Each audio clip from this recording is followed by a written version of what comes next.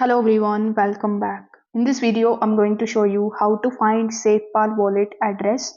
First of all, you need to launch your Safepal application. Then here on the home page, you are going to see a bunch of different cryptocurrencies which you can send and receive in your account. Now, in order to receive the crypto in your Safepal wallet, you need to have their wallet address.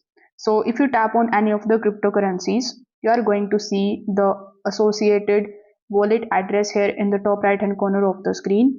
Now you can tap on this copy button in order to copy it, and you can use this address in order to receive your crypto in your Safepal wallet. Now you need to understand that this particular wallet address is different for each and every crypto that you see over here. It is not one. So you need to first of all select the cryptocurrency, and then you are going to find the wallet address associated with that particular cryptocurrency only. So if this video helped you out, consider subscribing to the channel and liking the video. Thanks for watching.